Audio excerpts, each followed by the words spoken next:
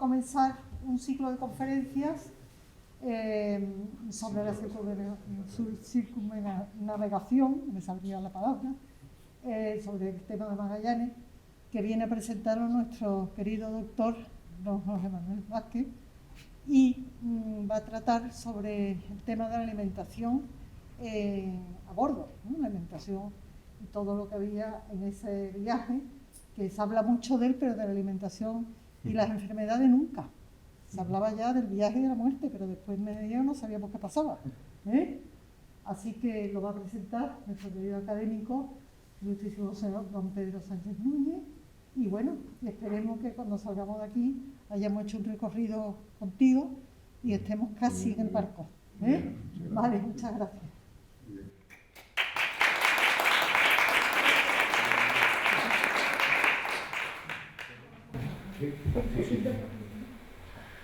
Bueno, excelentísima señora presidenta de la Academia, excelentísimos señores miembros de la Orden de San Clemente y San Fernando, querido conferenciante y queridos amigos todos.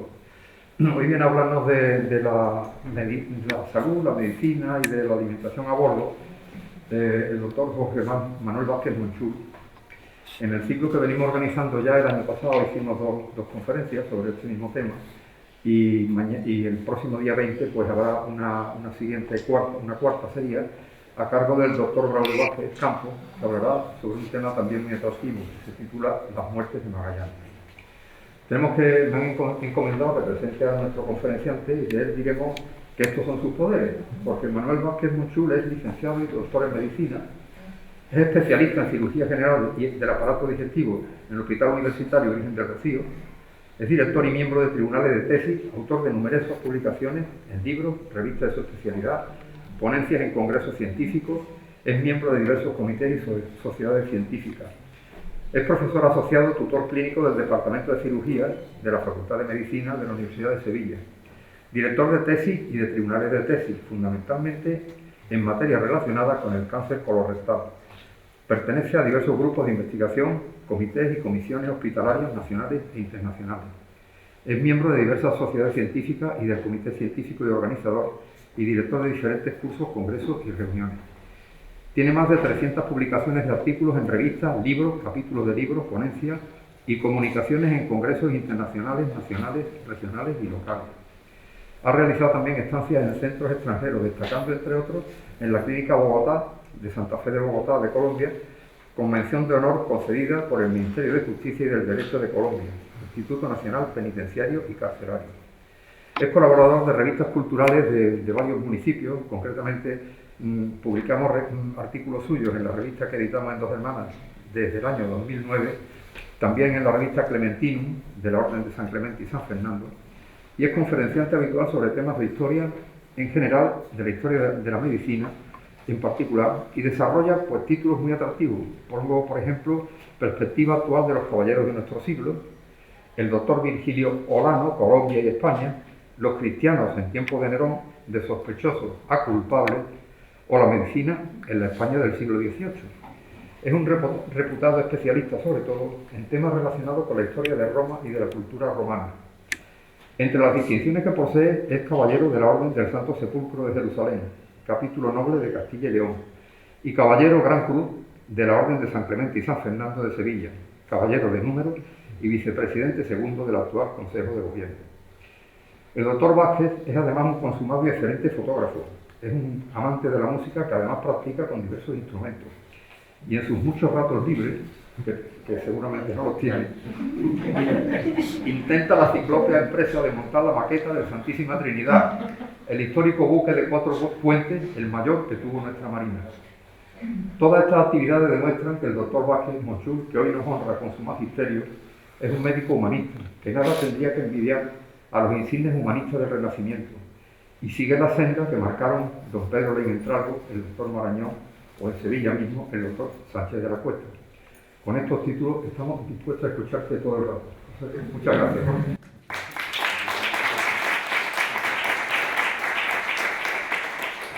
su permiso, me quito la mascarilla, que estoy en la instancia oportuna. Muchas gracias, Pedro, por supuesto, académico y amigo, antes que nada, por esas palabras inmerecidas y desde luego fruto del cariño de nuestra amistad de hace muchísimo tiempo.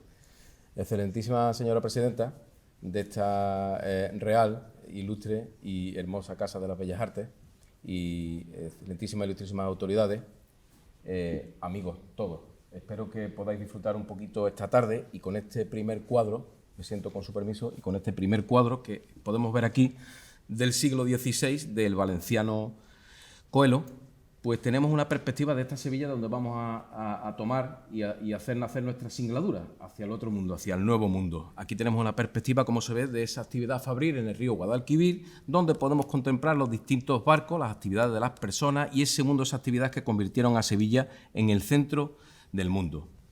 Pero permítanme, como estamos en esta casa, lógicamente, de las Bellas Artes, que yo me inspire en este cuadro de Nicolas Poussin, para decirles simplemente que esta tarde aquí pues me siento como el dios Apolo, rodeado de tantísimo arte, tanta inspiración, y ahí lo vemos al dios rodeado de sus múltiples musas y esos pequeños amorcillos que le ofrecen el elixir, el licor de la fuente de Castalia para la inspiración. Y yo espero estar un poquito inspirado esta tarde, por lo menos para que puedan disfrutar y sobre todo en estos tiempos tan complicados que tenemos.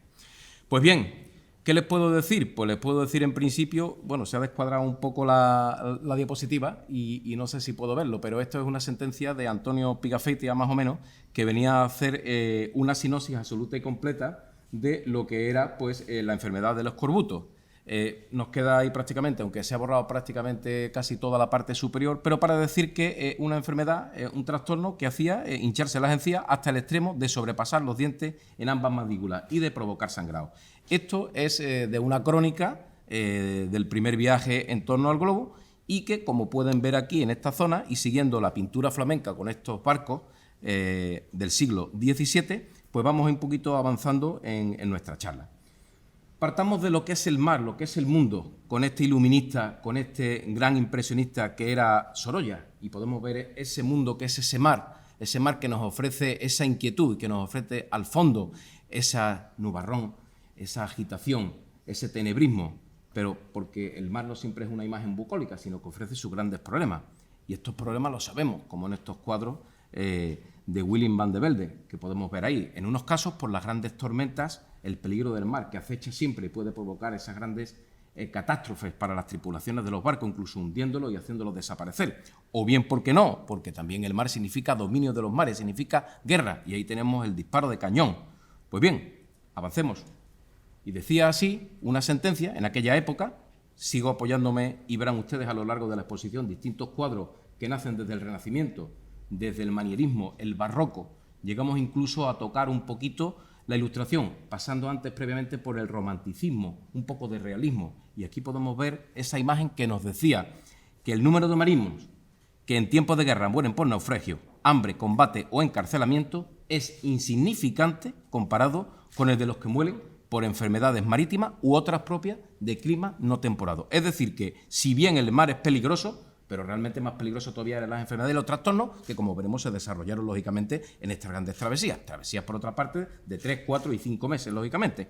Bueno, el marino estaba en la mar completamente solo y miraba muchas veces al cielo y se guiaba por las estrellas. Y yo me apoyé en este cuadro de Rubens, que es el nacimiento de la Vía Láctea, para ver cómo Zeus, un poquito Júpiter escondido allí detrás, ve a la diosa Juno, Hera, que en un momento dado rechaza al pequeño Hércules y de esa leche que cae de su seno se formó la Vía Láctea. Ese era un poco el símbolo y lo que hacía seguir prácticamente el rumbo de los marineros, el rumbo de los tripulantes de estas grandes travesías. Travesías, por otra parte, que estaban en aquella época fundamentalmente a expensas de las voluntades de los dioses, como ese dios de Nicolas Poussin, que es el nacimiento de Venus, ese dios Poseidón, Neptuno de los mares, todopoderoso en su cabalgata, que quizás asiste fundamentalmente a ese turno, ese corro alrededor de Venus. Bueno, pues siendo así, vamos a establecer, y con esta pequeña, digamos, acomodo para la charla, si se me permite la expresión, vamos a establecer 4 puntos de desarrollo que vamos a llevar a lo largo de la tarde. Lo primero es la introducción, una nueva época, por supuesto, claro que sí, cambia todo el mundo.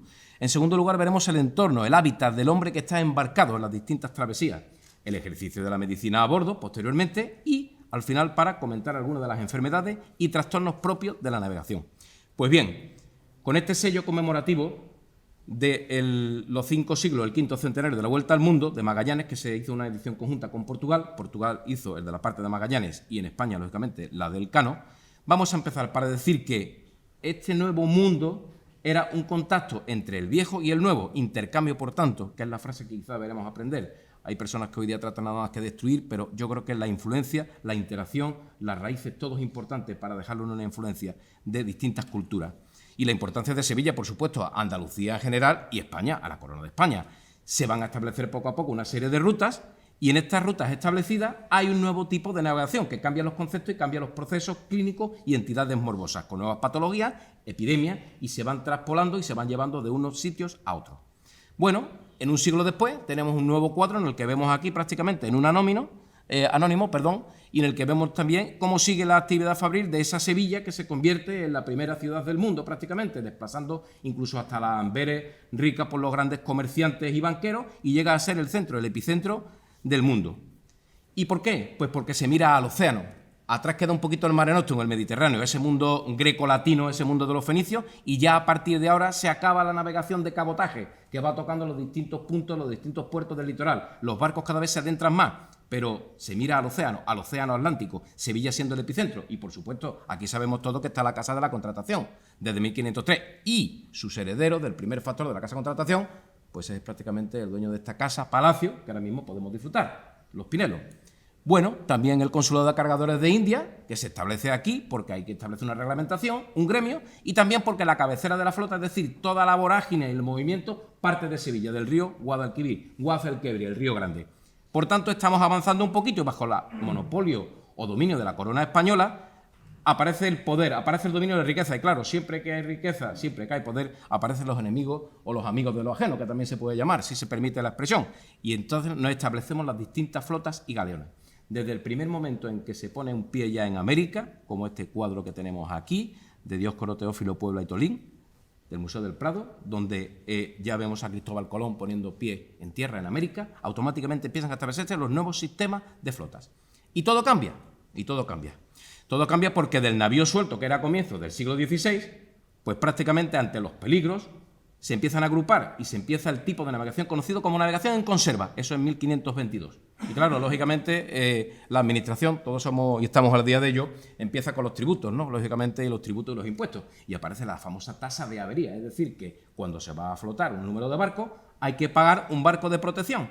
Ese es el navío que protege y, por tanto, hay que pagarlo con la tasa de avería, según un porcentaje que empezó siendo de un 2,5% en cuanto a los productos que se van a trasegar al otro lado del Atlántico. Y se establecen ya a partir del 1561 el sistema de flotas y galeones, con una armada de guardia conformada por al menos 8 o 10 galeones, si no más, en una flota que ya podría superar los 50 barcos perfectamente, para hacer rutas de 3 meses prácticamente de casi 4 o 5, incluso muchas veces más, de tornavuelta.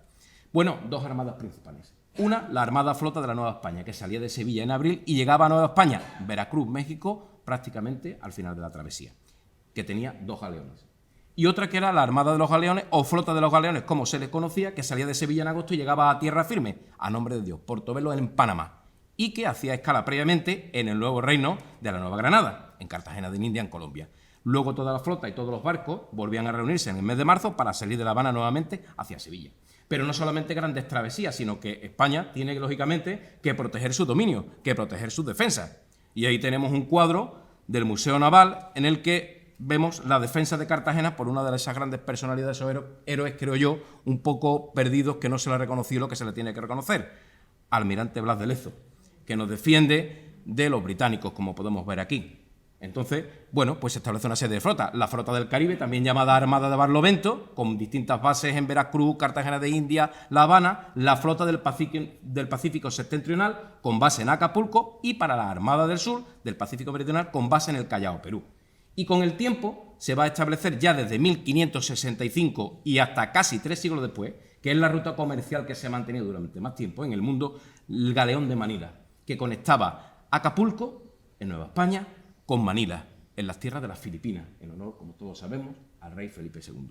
Pues bien, vamos avanzando y antes de terminar esta pequeña introducción, pues bueno, realmente yo creo que, como decía antes, y la pintura flamenca aquí en el Renacimiento empieza un poquito a ser así, como este cuadro, el Rijksmuseum de Mostaer, en el que nos demuestra un poquito a esos indígenas desnudos, cosa que sabemos que no era así completamente, al gran invasor, si se me permite la expresión, vestido completamente de esas corazas, de esas armas, tampoco era así, y en un paisaje bucólico en el que, bueno, pues rellena un poquito de animales y demás, pero bueno, nos sirve un poquito para saber algunas de las ideas que tenían los flamencos de aquella época. Pero no, yo creo que es un mundo de influencia, un mundo en el que el Occidente influye en el antiguo mundo, el antiguo continente o viejo continente, influye en el nuevo, y ahí tenemos, por ejemplo, pues distintos grandes genios de la pintura que van al Nuevo Mundo, como el rondeño Alonso Vázquez en esta Sagrada Cena que está en el Museo de Bellas Artes de aquí, que es un cuadro fantástico, no hace falta que yo lo diga, o esa Asunción de la Virgen de Alonso López de Herrera, este pintor vallisoletano. Entonces, podemos avanzar un poquito más y podríamos decir que también por Sevilla pasan distintos pintores flamencos o incluso pintores, como vemos aquí, italianos, como Angelino Medoro, con esa dulce imagen de la Virgen del Niño,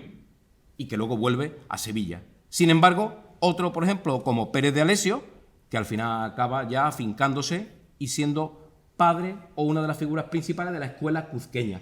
Por tanto, influencia, fíjense esa dulzura, esas imágenes, reminiscencias, influencias de lo que es ese Renacimiento, incluso posteriormente para llegar a un barroco que podemos ver aquí, por ejemplo, como el sevillano Sebastián López de Arteaga, que llega a América y ahí vemos el tenebrismo, esa imagen de Zurbarán, esos claroscuros, como vemos en esa figura de la incredulidad de Santo Tomás.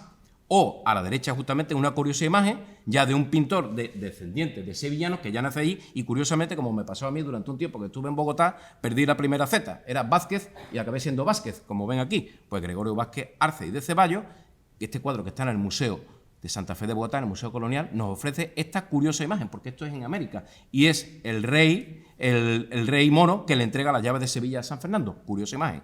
Y cómo no, y para terminar esta introducción, y esto influye de lo que es la pintura, ya los pintores autóctonos, de la escuela puramente cuzqueña, hemos visto la de Nuevo México, pero vemos también la cuzqueña, y vemos ahí a prácticamente un pintor de origen indígena completamente, digo que este tipo, donde vemos esa Virgen del Carmen salvando a las armas del purgatorio, ese cuadro figurativo, con esos colores tan vivos. O a la derecha, y fíjense especialmente, Marco Zapata, el exponente fundamental, este cuadro de La Cena, que nos llama la atención porque vemos al gran apóstol renegado, vemos a Judas que tiene las facies completamente de un indígena. Ven que tiene las facies pues coloradas, más típicas, a diferente de los distintos, la tez blanca de todos los apóstoles o de ese útero. O incluso en el centro de la mesa, que está el cuy, el típico conejillo de India, el que se ofrece en la comida. O sea, realmente, ¿eso qué es? Eso es autóctono, propio, aparte de otras múltiples frutas que hay alrededor de la mesa. Y al fondo, a la izquierda, el Calvario. O sea, imagínense, la escuela cuzqueña, lo que significa que todos aprendemos y nos vamos integrando y vamos teniendo muchísimas cosas, con lo cual no hemos ido a avasallar a ningún sitio, sino simplemente a aprender, a relacionarnos y a tener influencia. Y bueno, vamos al punto 2, cómo era el hábitat del hombre embarcado, el entorno que lo movía. Y yo para eso, pues, ¿qué voy a hacer? Sino servirme de ese mar verde, de ese renacimiento que Sandro Botticelli, en el 480, como vemos ahí, pues nos ofrece a esa Venus que va en esa concha, nacido, como todos sabemos, de la mutilación de Saturno, y que vemos ahí perfectamente, como esos dioses le van con ese aire poco a poco, soplando para que llegue a la costa, y ya las horas, la primavera, con ese manto completamente lleno de flores, la va a arropar en ese púdico intento. Pues bien, el mundo del mar, para empezar, y ya estamos comentando algunas pinceladas antes, es un mundo de dureza, de vida completamente complicada, con las inclemencias del tiempo, condiciones extremas, peligros que nos acechan por todos lados. Y ahí tenemos, por ejemplo, la tormenta del mar de Galilea, de Rembrandt, donde vemos la dificultad, incluso que aparece el autor, se dice que puede aparecer prácticamente mirando hacia acá, en el centro de la imagen. Bueno, es un mundo duro, pero también la gente de la mar estaba sometida a una férrea disciplina, como si no mantener a los hombres completamente en una cierta quietud y en una cierta forma durante 3 o 5 meses de travesías.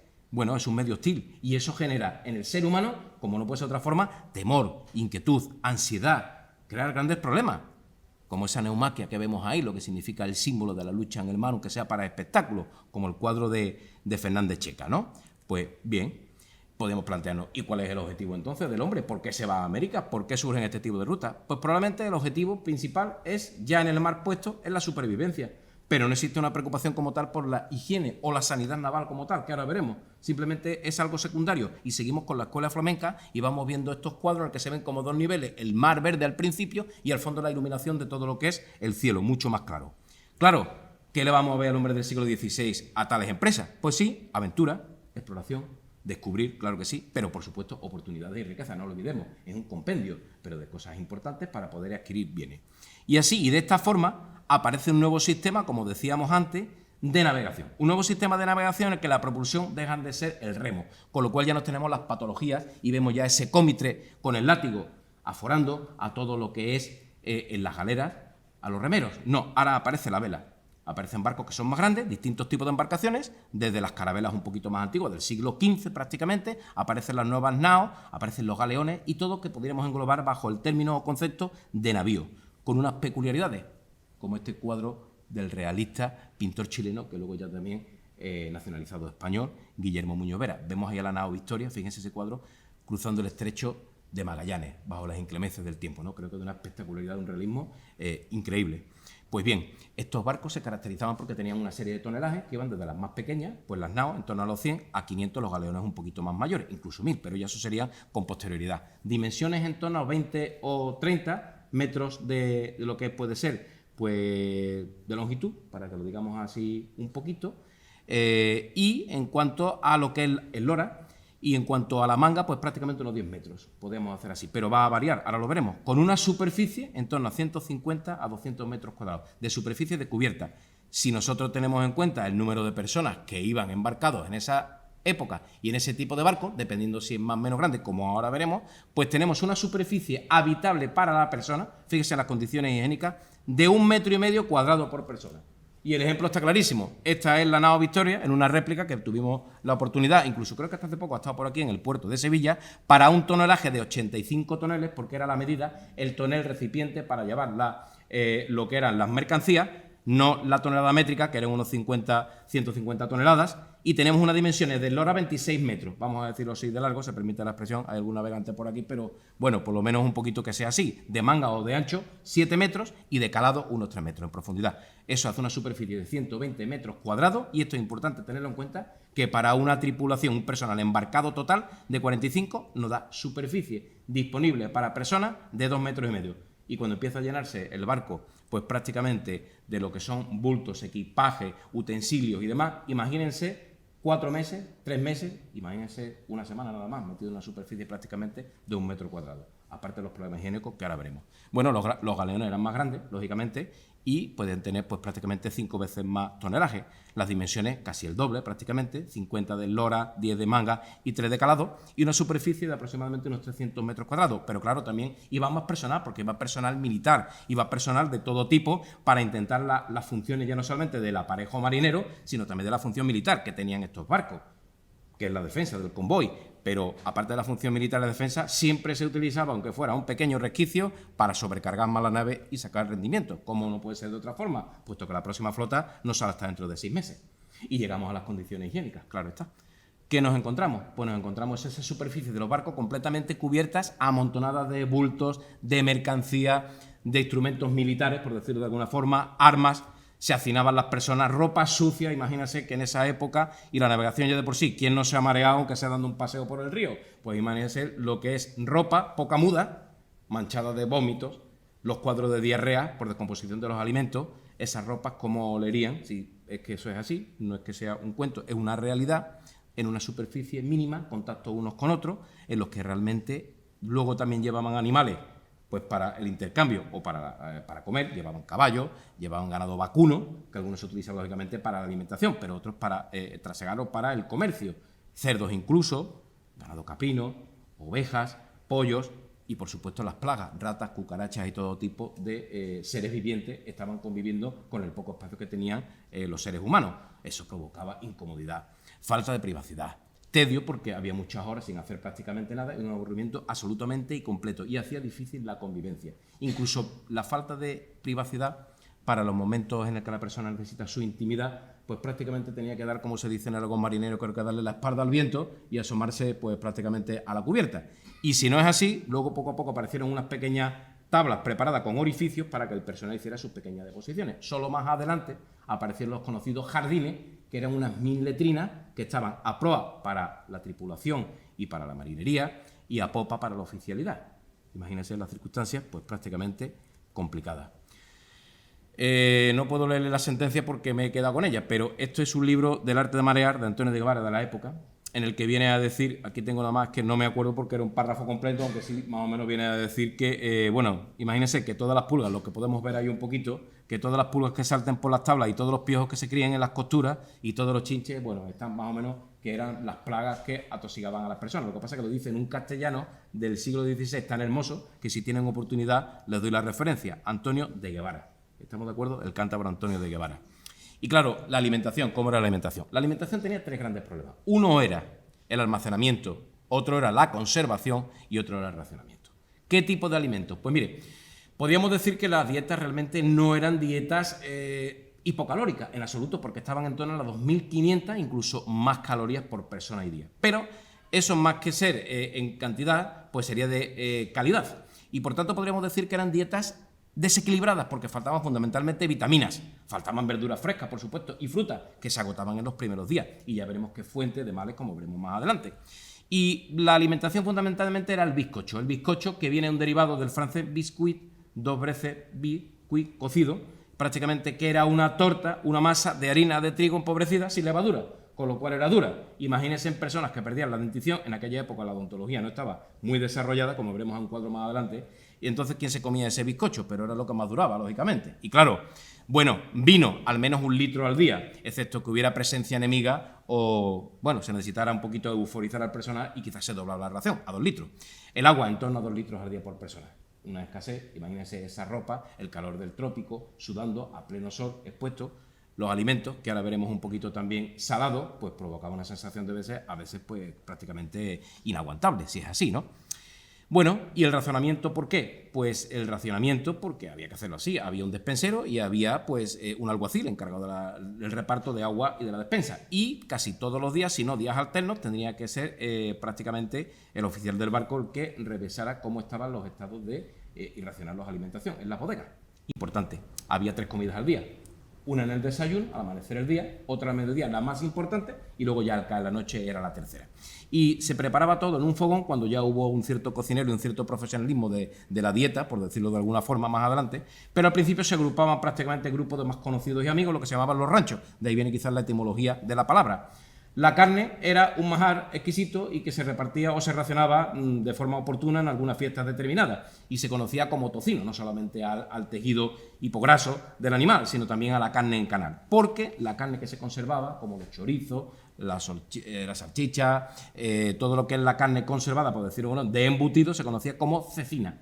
Y siempre la tripulación y el que iba en barco prefería, lógicamente, la carne al pescado, porque el pescado era un poquito más dado, el que se pescaba o el que se llevaba, más dado a la descomposición y a provocar grandes problemas.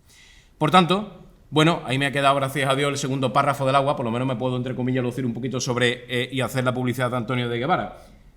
El primero era, pues, en referente a la comida, pero el segundo tampoco tiene desperdicio y dice, referente al agua, para que se haga un poquito la idea de las condiciones. Él viajó y así lo decía, que nadie al tiempo de comer pide agua clara, delgada, fría, sana y sabrosa, sino que se contente y aunque no quiera, con beberla turbia, gruesa, cenagosa, caliente y desabrida. Esa era el agua que tenían a bordo de la tripulación. De manera que, bueno, pues vamos avanzando, tenemos las condiciones higiénicas, tenemos la alimentación y vamos a ver qué pasa con el ejercicio de la medicina a bordo.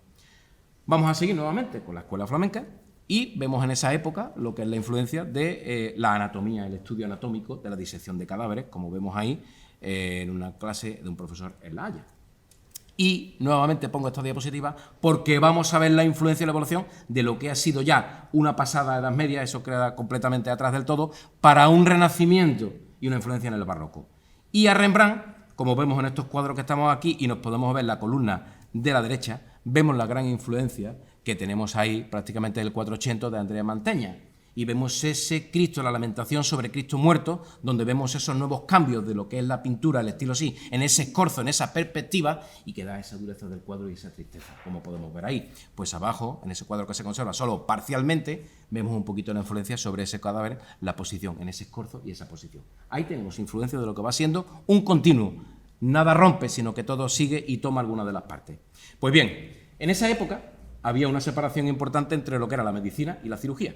La medicina se aprendía en las universidades, era el academicismo puro y enseñado en latín, por ahí venían los latinistas.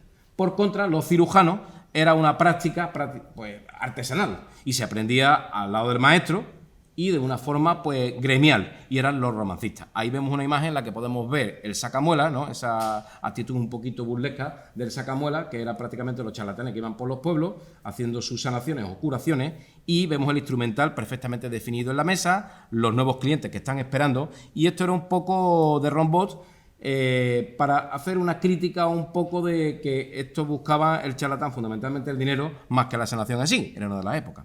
Pero bueno, los médicos, lógicamente, al venir de la universidad, pues estaban mucho más reconocidos y tenían, lógicamente, pues sus prerrogativas académicas, como no, institucionales. Tenían su prestigio social y económico. Luego veremos el precio de lo que ganaba un cirujano también, un médico.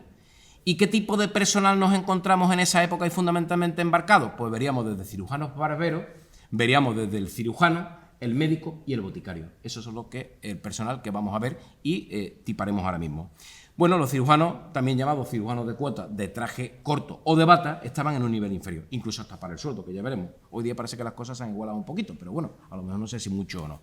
Y había, como decía Laín Entralgo, acabo de recibir un obsequio de mi amigo Pedro hace un ratito, en el que hablaba de dos grandes grupos. Uno, que eran los médicos, los aristocratizantes, los que teóricamente entraban a la nobleza y a la gente más poderosa, y luego estaban los democratizantes, que era el grupo de los cirujanos y los cirujanos barberos, que atendían lógicamente al vulgo, al pueblo, si se me permite la expresión.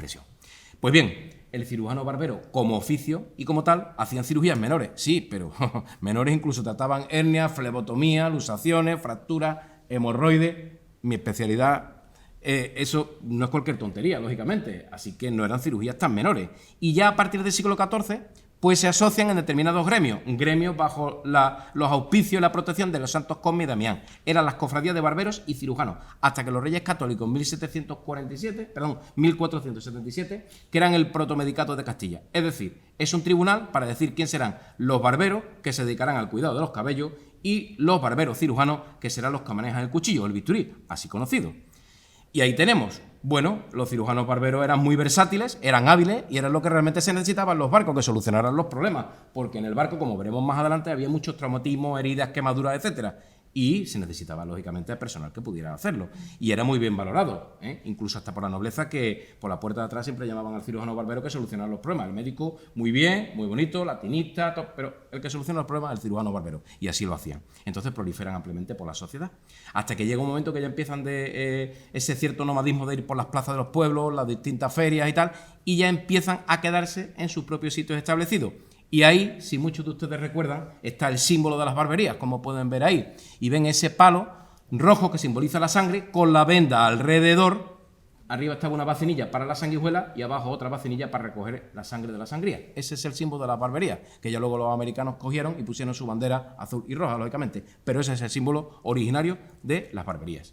El tipo de profesional embarcado, lógicamente, pues no hablamos de una armada prácticamente hasta el siglo XVIII con los Borbones, con lo cual realmente no podemos hablar de una armada institucional, pero es cierto que se necesitaba la presencia de cirujanos barberos, claro, lógicamente, y a veces un cirujano mayor, boticario y médico, como ahora veremos. El médico viene de la universidad, ya lo hemos dicho, afecciones internas, y el cirujano, pues prácticamente soluciona todos los problemas, más anatomista, versado fundamentalmente en disecciones anatómicas, incluso de muchos criminales que se veían en la calle, o las posiciones que luego también veremos, y se benefició de la creación de las cátedras de anatomía y cirugía dentro de la universidad. La primera cátedra en España, creada en Salamanca en 1566, bajo Felipe II. Y también se crea, por supuesto, un tribunal, un protomedicado, para decir quiénes van a ser los médicos cirujanos y quiénes no, los titulados academicistas. Por eso. Entonces, se hace imprescindible que era una normativa. Cada vez que se crea una nueva flota, se necesita reclutar personal sanitario ya, con el paso de los tiempos, cada vez más especializado. Y así, para los hospitales de la Armada, pues se van a crear, y dependiendo del administrador general de la flota, un protomédico, es decir, el gran médico ilustrado, el cirujano mayor y el boticario mayor. Esto es privilegio real, esto viene por real cédula, con lo cual evidentemente así son las cosas. Y luego los ayudantes, algunos cirujanos barberos o todo lo que quieran ser, ayudantes de boticario y tal, ya eran a propuesta, por supuesto, del administrador, que decidía el capitán general y que ya luego entraban también en nómina. Entonces, a partir de 1598, casi un siglo después, un poquito más del descubrimiento de América, podemos ya hablar que había una reglamentación en que todos los hospitales, se llamaban hospitales a estas jornadas, a estas travesías, en el aspecto, digamos, sanitario, debían de llevar al menos un médico y un cirujano mayor. Eso es lo que llevaban. Y ahí tenemos los sueldos. El protomédico, el latinista, el que se formaba en la universidad, yo siempre digo a mi hijo que estudie una carrera, porque si no, no sé al final cómo acaba. Ahí tenéis 60 escudos Si eso lo traducimos y hacemos una transpolación a día de hoy, estaríamos en torno hablando a los 2.400 euros aproximadamente. Eso es lo que ganaba prácticamente al mes. Y curiosamente incentivados, puesto que en tierra estaban ganando 40 o 50 escudos. El cirujano mayor, una tercera parte menos. Prácticamente no llegaba a los 800 euros. Y el boticario mayor, pues prácticamente casi una figura representativa, pues 5 escudos, prácticamente casi nada, lo que podía ganar prácticamente cualquier marinero o tropa. Eso es un poquito la circunstancia.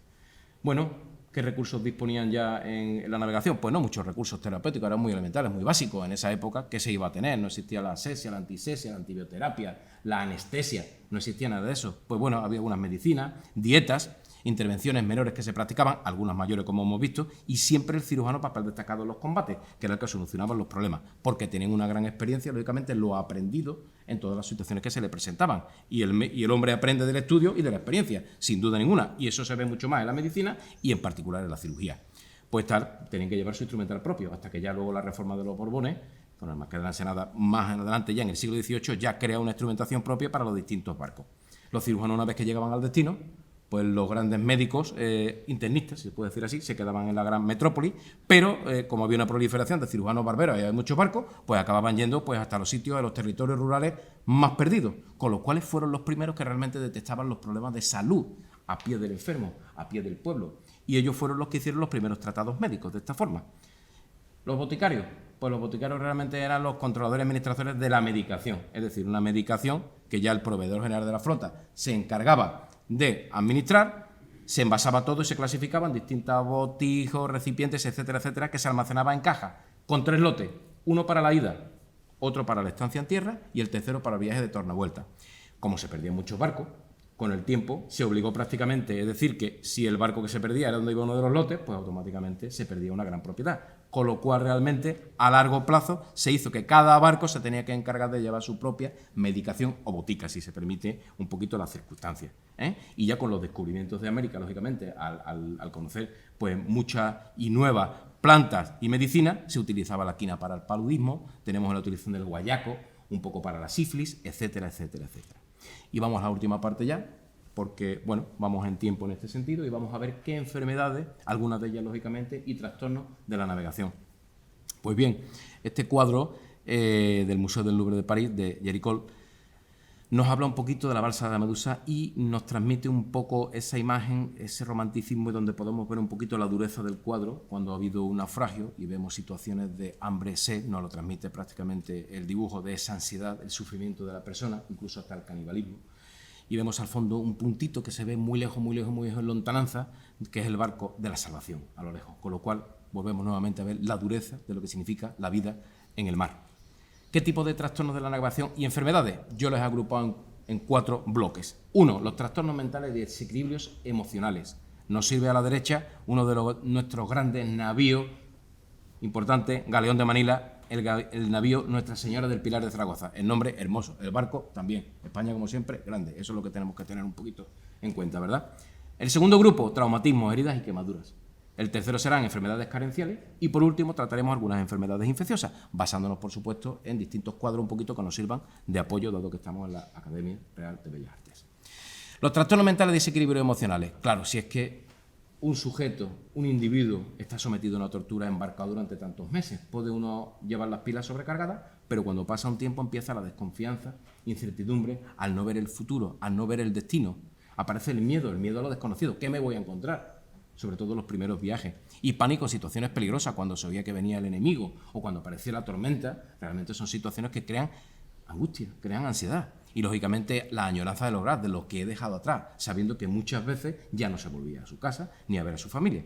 Por tanto, en un ambiente, en un hábitat hostil, adverso, tenemos una falta de intimidad absoluta y completa, falta de higiene, incomodidades, penalidades, que realmente es lo que se pasaba. O sea, realmente eran héroes con plagas y enemigos por todos lados.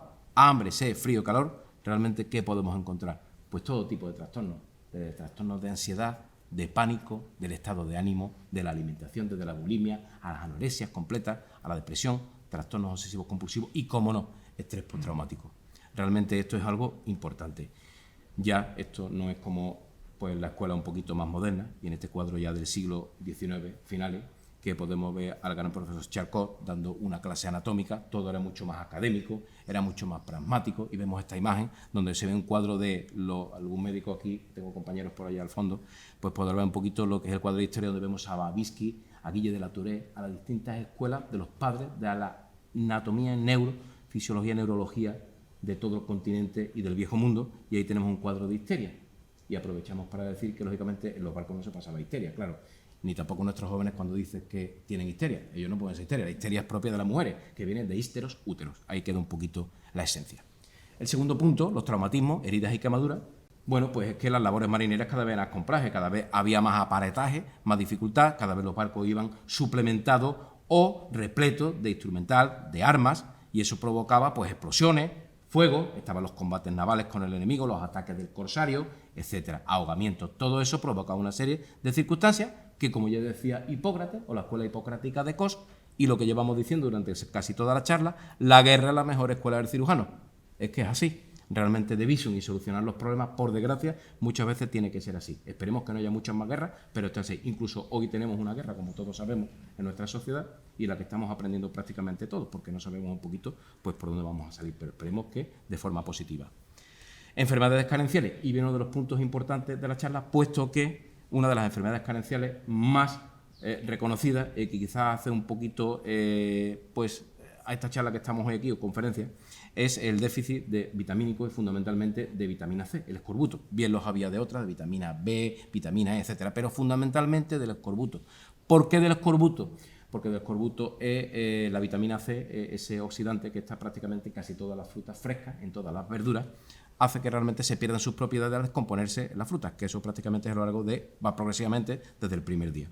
Y en este cuadro del americano Robert Alanton, que hizo una serie de dibujos como este que está aquí sobre la medicina, 45 dibujos para una casa comercial que hoy día ya pertenece a Pfizer, por decirlo de alguna forma, desapareció Pfizer, la de la vacuna actual. Pues vemos al doctor, cirujano y médico de la Armada, James Lynn, atendiendo en lo que puede ser el primer estudio, vamos a decir ensayo clínico, en su barco el Salisbury.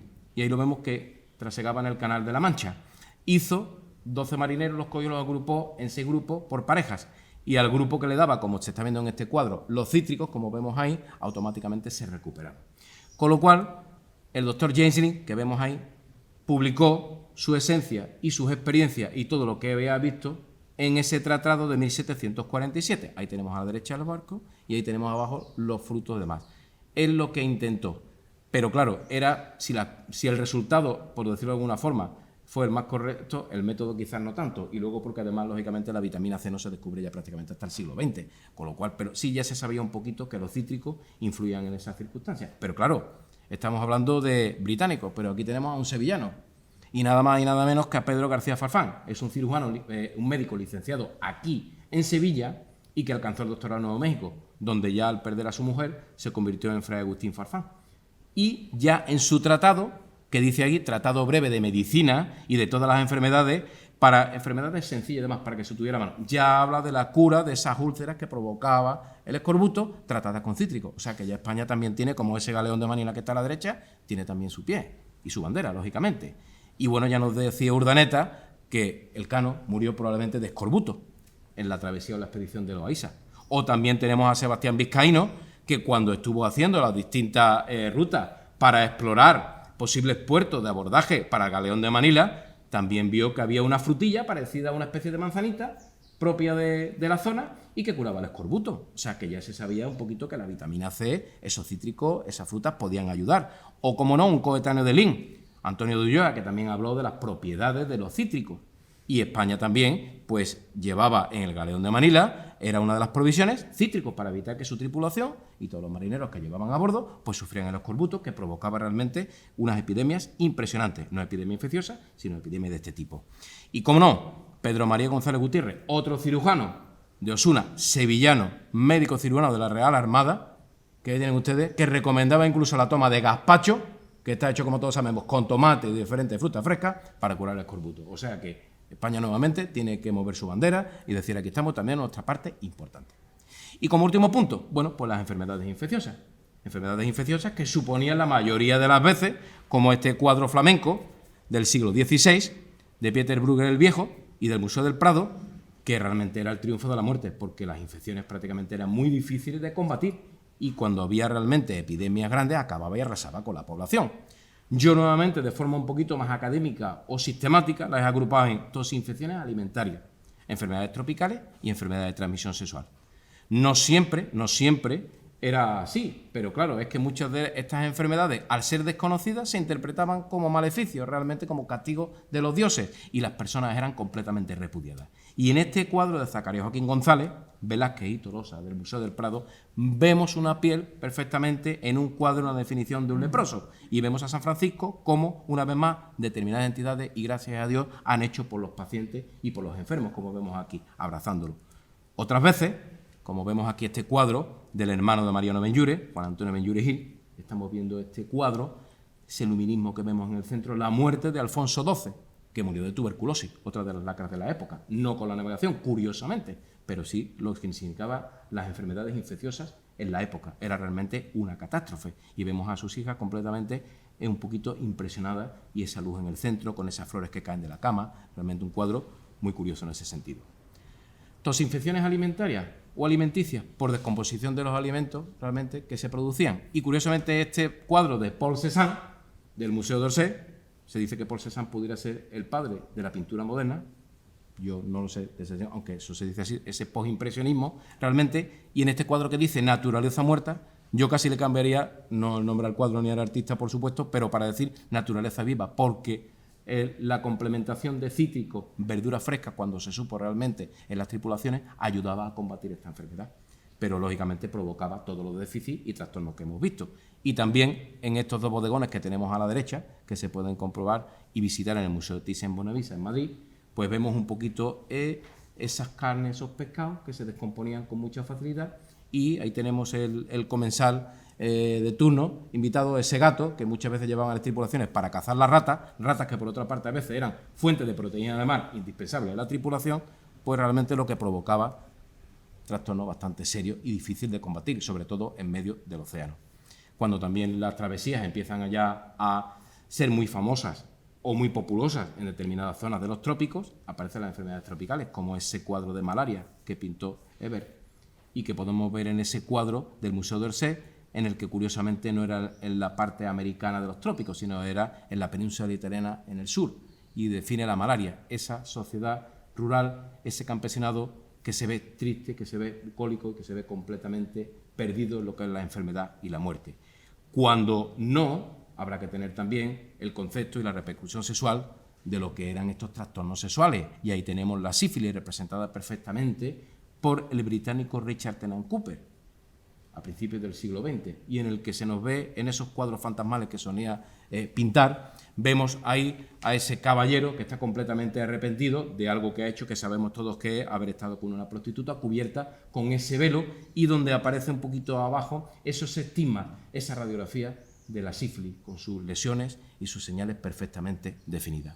Pues bien, para terminar ya, 3-4 diapositivas nada más de los trastornos o quizás enfermedades más frecuentes. Tenemos la peste bubónica, aquí está, y en este cuadro que vemos de Tintoretto, pues se ve perfectamente las bubas, ven esas adenopatías en la ingle, a la izquierda se ve perfectamente, a la derecha también, de lo que era la peste negra o esa muerte negra, como se llamaba, que era curiosamente por una yersinia, pero a través de la pulga de la rata. Imagínase, enfermedades que estaban completamente ya, pues prácticamente desaparecidas, en el momento que empieza el hacinamiento, en el momento que empieza otra vez a las situaciones higiénico-sociales a depauperarse, empiezan a aparecer este tipo de problemas. O como no, la viruela. Y hoy que estamos en tiempo de vacuna, tendríamos que hacer referencia, como no, a Edward Jenner, porque la vacuna hizo que prácticamente se arrasaran poblaciones incas, mayas, aztecas, cuando llegaron desde Occidente hacia el Nuevo Mundo. Y ahí vemos a Edward Jenner. La vacuna viene, lógicamente, de vacina, del ganado vacuno, porque observó en su zona en Inglaterra, estuvo viendo que las campesinas que ordeñaban a las vacas adquirían unas pústulas, unas vesículas en las manos, y que pasaban una enfermedad mucho más autolimitada que aquellos que no habían tenido contacto con la viruela previamente, la viruela vacuna, Cos-Pos. Y ahí donde publicó en 1798 pues, su descripción. Pues, ¿qué pasaba? Que realmente empezó a sacar de esas pequeñas pústulas sus extractos para inocular a los niños, como vemos ahí prácticamente, a otros adultos, y provocaba la inmunidad. Es decir, que a todos aquellos que se le inoculaban esa post realmente no pasaba la viruela y se curaban a largo plazo. Pero claro, pues, ¿por qué no? Es que yo soy español, tengo que decirlo, no tengo más remedio. Es que España también tuvo su historia. Incluso en palabras de Jenner, le reconoció a Balmis, al doctor Balmis, le reconoció su esfuerzo filantrópico como no había conocido otro. Y en el reinado de Carlos III, en 1803, la Real Expedición Filantrópica de la Vacuna, Expedición Balmis, sale en el barco María Pita desde el puerto de La Coruña para llevar la vacuna a todos los territorios españoles, desde América hasta Filipinas, como pueden ver en ese mapa. O sea que realmente tenemos páginas gloriosas de nuestra historia para ser grandes y pensar en todo lo que tenemos. Y la sífilis, esa sífilis que era la enfermedad del vecino, dicho de esta forma, porque cuando era en España era el mal francés, para el portugués era el mal español o el mal castellano, en Japón era el morbo chino, y así se llamaba suficientemente, pues provocado por el treponema pálido, que provocaba todas esas enfermedades de la piel, enfermedades mentales, y que hacía verdaderamente arrasaba con la población también, y hacía que los pacientes fueran, pues, entre comillas, apestados y completamente repudiados de la sociedad. Y el tifo exantemático, que era el tabardillo, fiebre de los barcos o de las cárceles, también conocidas, o de la guerra, esas fiebres pútridas que también se conocen, o pintas coloradas, provocadas por una riqueza y por el pedículo humano corporis. ¿Qué es eso? El capetis, el de la cabeza, y el del cuerpo. Era vamos a decirlo así, el piojo del cuerpo, que es el que se mete en la ropa, en las costuras, que después de tanto tiempo, prácticamente, sin lavar, sin hacer intercambio de muda y todas esas circunstancias, pues anidaba e iba saltando de uno a otro y provocando la enfermedad que arrasaba prácticamente con la población o con la tripulación. Y la última imagen que tenemos en esta diapositiva del cólera, y en ese cuadro que vemos ahí de Vernet, en el que vemos a ese joven grumete mirando al médico que le toma el pulso y lo explora, casi esperando con angustia ese diagnóstico de que tiene el cólera, esas grandes diarreas que mataban y acababan prácticamente dejando al barco desolado. De manera que yo simplemente, y en esta última diapositiva, pues espero que no se hayan aburrido, simplemente que tengamos un poquito de fe en este futuro, también, en la ciencia por supuesto, pero como en este cuadro de Rubens, en estos milagros de San Francisco Javier, en el que atiende y cura a todos los pacientes, confiemos en la vacuna, en toda la ciencia, que salgamos de todo ello y, como decía Tales de Mileto, la felicidad del cuerpo se funda en la salud y la de entendimiento en el saber. Muchas gracias y buenas tardes a todos.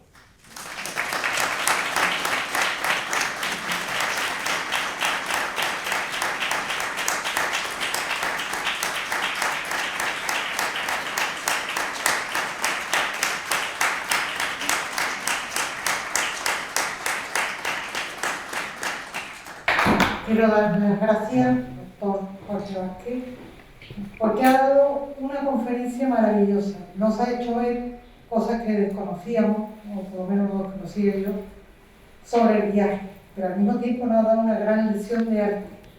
Entonces, ha sido muy difícil. Llevo aquí 14 años viendo toda clase de conferencias y nunca he visto una conferencia igual, que al mismo tiempo aúna el arte con toda la expedición de Magallanes y de circunvalación. Quiero darte las gracias también y reconocer también a los héroes españoles que fueron a descubrir el barco, que lo pasaron fatal y sin embargo son personas desconocidas. Pues yo también le rindo un homenaje a todos ellos. Te doy las gracias y te invito siempre aquí porque nos ha encantado tu conferencia. Y gracias a todos por su asistencia y se levanta la sesión.